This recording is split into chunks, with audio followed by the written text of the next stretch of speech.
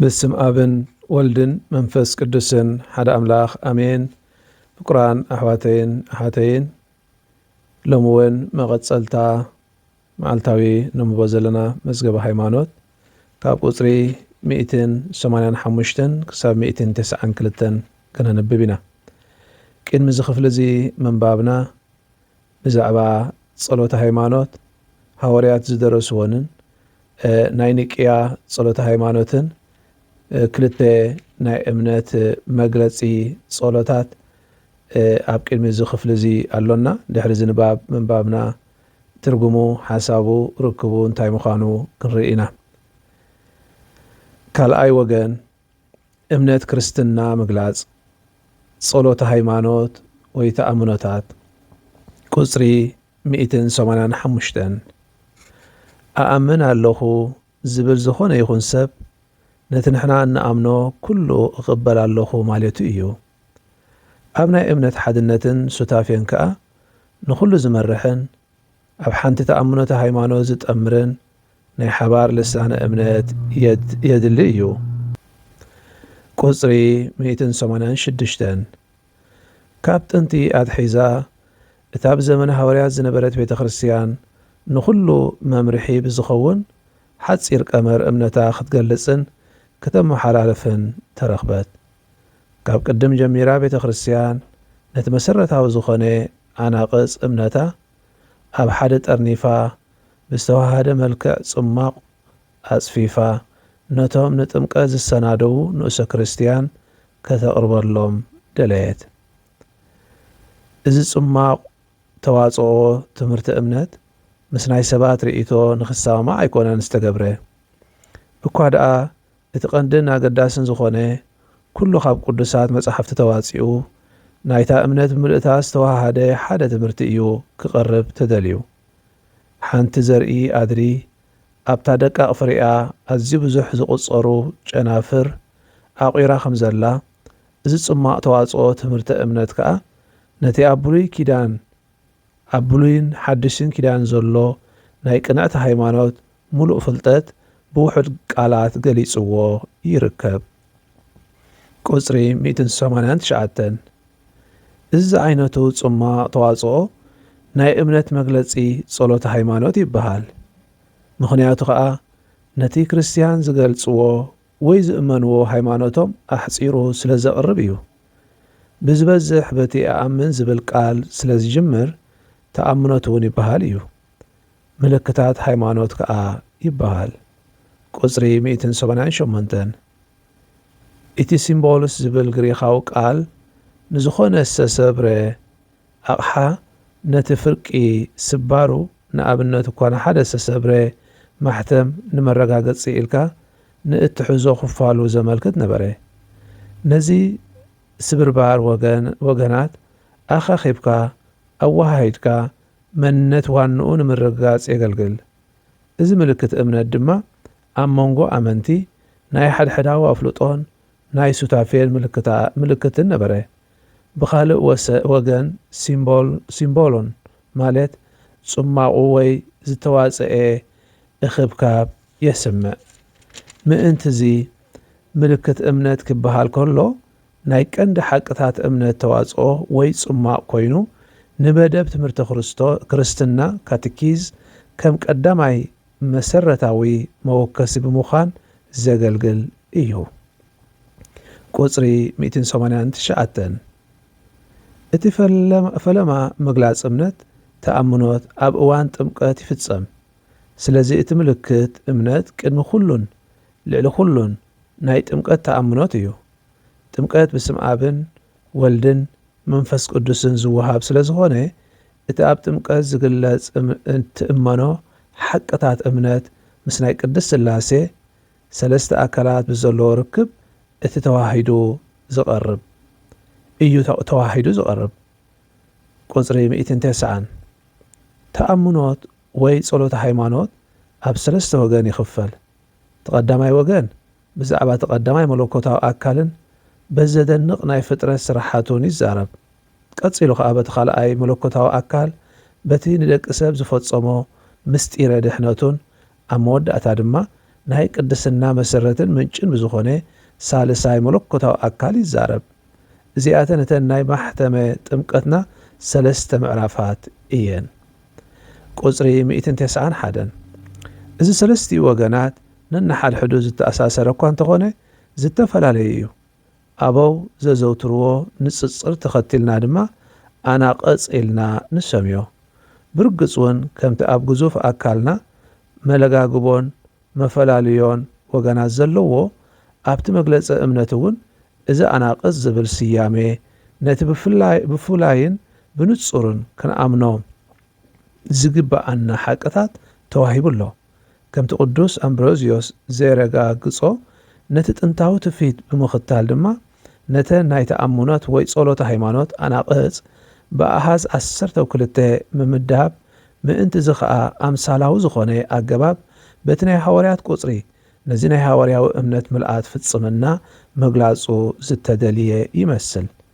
ቁፅሪ 192 ኣብ ዝሓለፈ 100 ዓመታት ብዙሕ ዝበለ መግለጺ እምነት ወይ ምልክት እምነት ተሰናድዩ እዩ። እዚ ከዓ ነቲ በብእዋኑ ዝገሃድ ዝነበረ ሕቶታት ግቡእ ምላሽ ንምሃብ እንክኸውን ናይተን ዝተፈላለያ ሓያሎይ ናይ ሃዋርያት ዝኾናን ጥንታውያን ኣብያተ ክርስቲያን ምጥቃስ ይከኣል። እቲ ዝኾነ ዝብል ጸሎተ ሃይማኖት ዘአትናቴዎስ ዝተሰመየ ከም ናይ ጉባኤታት ቶሌዶ፣ ላተራን፣ ሊዮን፣ ትረንስ መግለፂ እምነት ወይ ከዓ ናይ ገሊኦም ኣርእስተ ሊቃነ ጳጳሳት ምልክት እምነት ኣብነት እምነት ዳማሱስ ጳጳስ ወይ ከዓ ናይ ርእሰ ሊቃነ ጳጳሳት ጳውሎስ ሻድሻይ ናይ ህዝቢ እግዚኣብሔር ምልክት እምነት ምጥቃስ ይከኣል።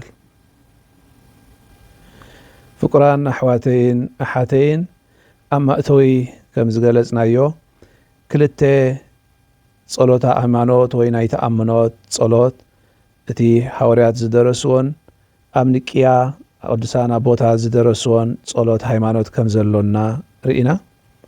ባርዞም ክልተ መግለፂ እምነት ዝኾኑ ናይ ተኣምኖት ጸሎታት ነቲ መሰረታዊ ሓቂ ዝገልጹልና እዮም። ግን ኣብ ታሪኽን ኣብቲ ኣቐራርባ ትሕዝቶምን ገለ ንእሽተይ ፍልልይ ዘለዎም እዮም።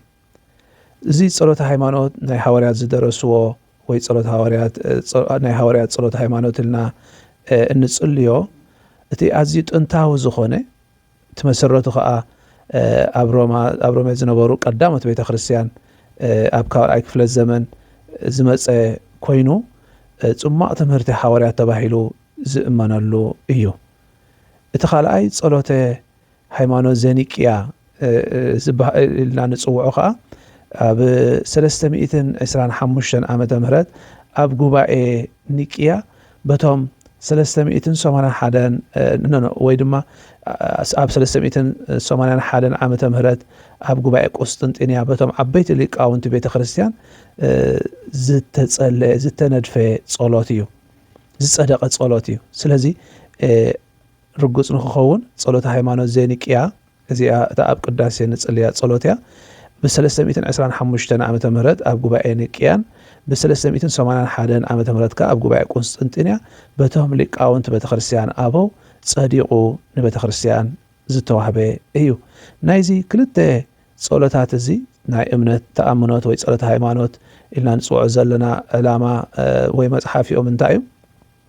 መጀመርያት መብዛሕትኡ ግዜ ተቐዳማይ ናይ ሃዋርያት ዝደረስዎ ንብሎ ኣብ ጥምቀት ዝሰናደው ዝነበሩ ሰባት እምነቶም ብቐሊሉ ክገልጹ ተባሂሉ ዝተዳለወ መሰረታዊ ጽማቕ ናይታ ቤተ ክርስቲያን ትምህርቲ ዝሓዘ እዩ። እቲ ካልኣይ ከዓ ጸሎተ ዘኒቅያ ናይቶም ብዛዕባ መለኮት ክርስቶስ መንፈስ ቅዱስ ብዛዕባኡ ጌጋ ትምህርቲ ዝምህሩ ዝነበሩ ብፍላይ ከም በዓል ኣርዮስ ወይ ኣርዮሳውያን ተኸተልቱን ዝነበረ ንዕኡ መልሲ ንምሃብ ዝተጻሕፈ ወይ ድማ ዝቆመ ዝጸደቐ ጸሎት እዩ። ስለዚ ነቲ ሓቅታት እምነት ብዝበለጸ ንምብራህ ዝተዳለወ እዩ። ትሕዝቶኦም እንተደኣ ርኢናዮ እቲ ጸሎት ሃይማኖት ሃዋርያት ዝደረስዎ ሕፅር ዝበለ ኮይኑ ንጹርን ጽፉፍን ነቲ ናይ እምነት ዓንድታት ሒዙ ዝተጻሕፈ እዩ። ስለዚ ብሓፂሩ ንጹርን ጽፉፍን ኮይኑ ዝቐረበ እዩ። እቲ ጸሎት ሃይማኖት ናይ ዘኒቅያ እንብሎ ግና ዝሰፍሐ መግለጺታት ዘለዎ ንኣብነት ብዛዕባ ኢየሱስ ክዛረብ ከሎ ብርሃን ካብ ብርሃን እውነተኛ ኣምላኽ ካብ እውነተኛ ኣምላኽ እናበለ ዝያዳ ነቲ ባህሪ ኣምላኹን እናገለጸ ብንጹር ምኽንያቱ እዚ ክንፈልጦ ዘለና ነቲ ናይ ሽዑ ዝነበረ መናፍቕነት መልሲ ንምሃብ ዝጸደቐ ስለ ዝኾነ ንጹርነት ብዘለዎ እዩ ተጻሒፉ ተቐዳማይ ጸሎት ሃይማኖት ናይ ሃዋርያት ዝበልናዮ ሃዋርያት ዝደረስዎ ንብሎ ንሱ ብሓፈሽኡ ነቲ ተጠማቒ ወይ ድማ ብቕልል ዝበለ ነቲ ዓንቀጽ እምነት ዝገልጽ እዩ። እዚ ጸሎት ናይ ዘኒ ኣብ ኒቅያስ ዝደርሰ ጸሎት ሃይማኖት ግና ብንጹር ባህርያት ኣምላኽ ብሓቂ እናገለጸ ዝምህር እዩ። ብዛዕባ መንፈስ ቅዱስ ከዓ እቲ ጎይታ ወሃቢ ህይወት ዝኾነ ካብ ኣብን ወልድን ዝሰረጸ ኢሉ ብንጹር ኣቐሚጥዎ ይርከብ። እምበኣር ጸሎት ሃይማኖት ሃዋርያት ዝደረስዎ ብዛዕባኡ ኣበይና ንጽልዮ ወይ ማእሲና ንጽልዮ እንተደኣልና ኣብ መቁፀርያ ንኣብነት ወይ ድማ እኹላት ሰባት ጸሎት ክጥመቑ ከለዉ ከዓ ነዚ ጸሎት ተኣምኖ ደጊሞም እዮም እምነቶም ዝገልጹ።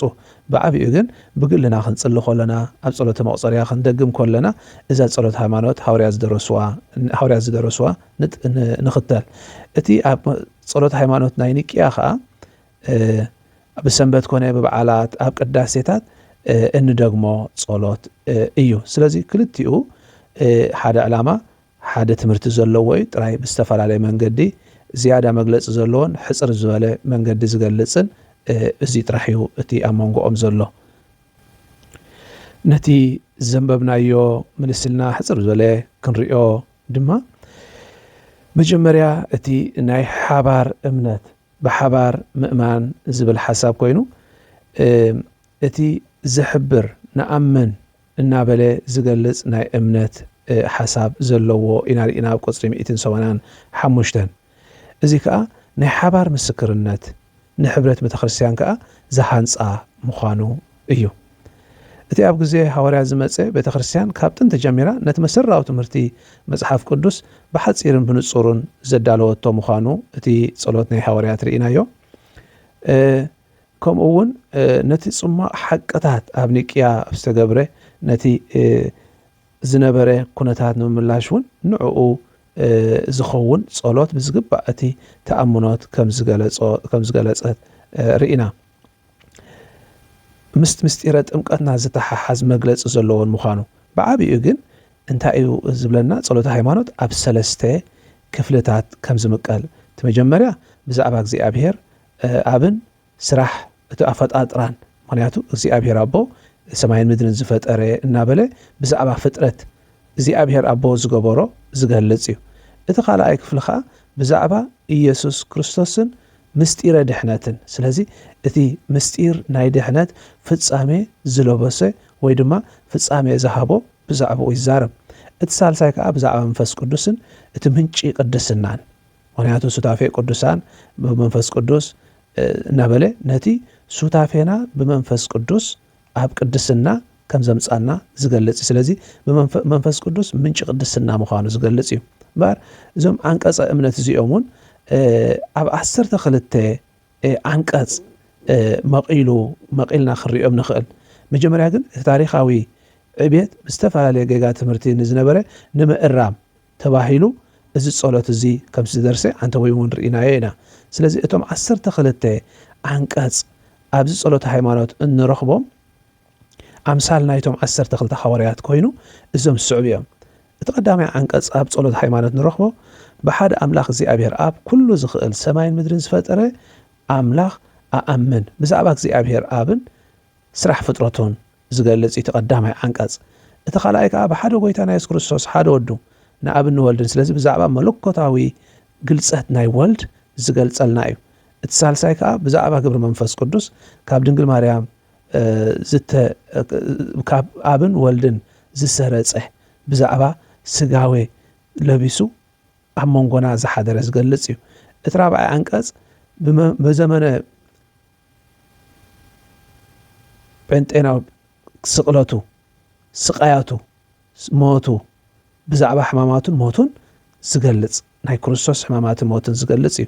እቲ ሓምሻይ አንቀጽ ኣብ ጸሎት ሃይማኖት ንረኽቦ ናብ ሲኦል ከም ዝወረደ ኣብ ሳልሳይ መዓልቲ ከዓ ካብ ሙታን ከም ዝተንስአ ስለዚ ብዛዕባ ትንሣኤ ክርስቶስ ዝገልጽ እዩ ትሻልሻይ አንቀጽ ናይ ናብ ሰማይ ከም ዝዓረገ ኣብ የማን እግዚአብሔር ኣብ ኩሉ ዝኽእል ከም ዝተቐመጠ ብዛዕባ ዕርገት ክርስቶስ ዝዛረበና እዩ ሻብዓይ አንቀጽ ድማ ካብኡ ንሕያዋን ሙታን ክፈርድ ክመጽእ ምዃኑ ዝገልጽ ብዛዕባ ዳግማይ ምጽአት ፍርድን ይዛረብ ማለት እዩ ሻሙናይ አንቀጽካ ብመንፈስ ቅዱስ ከም እንኣመን ብዛዕባ መለኮታውነት መንፈስ ቅዱስ ዝገልጽ እዩ እቲ ታሽዓይ አንቀጽ ብሓንቲ ቅድስት ቤተ ክርስቲያን ሐዋርያዊት ቤተ ክርስቲያን ብሱታፌ ቅዱሳን እውን ከም እንኣመን ስለዚ ብዛዕባ ቤተ ክርስቲያን ሕብረት ቅዱሳንን ዘሎ ዝገልጽን ብዛዕባ እዚ ከም እንኣመንን ዝገልጽ እዩ እቲ 10ይ አንቀጽ ከዓ ብስርየት ኃጢአት ከም እንኣመን ብዛዕባ ይቕሬታ ኃጢአት ብዛዕባ ምሕረት ኣምላኽ ብዛዕባ ንስሓ ብዛዕባ ምሕረቱ እነስተንትነሉ አንቀጽ እዩ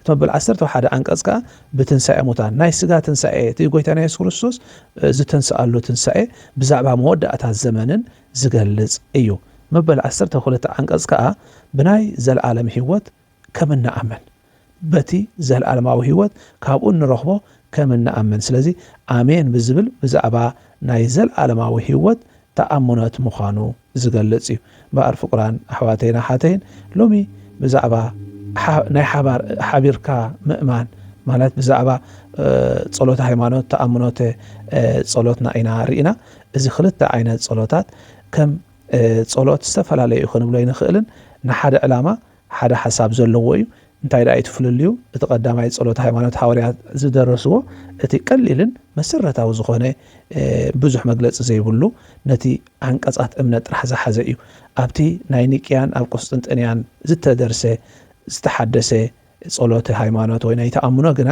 ነቲ ዝነበረ መናፍቅነት ክምልሱውን ኢሎም ዝደረስዎ ስለ ዝኾነ ዝያዳ መግለጽ ዘለዎ ዝያዳ ስፍሕ ዝበለ እዩ ስለዚ እግዚአብሔር ንኹልኹም ኣብ ዘለኹሞ ይባረኽኩም ስብሃት ንኣብን ንወልድን ንመንፈስ ቅዱስን ይኹን ጥንቲ ከም ዝነበረ ሕጂ ከዓ ንወትሩ ንዘለዓለም ዓለም አሜን በስመ አብ ወወልድ መንፈስ ቅዱስ ሓደ አምላኽ አሜን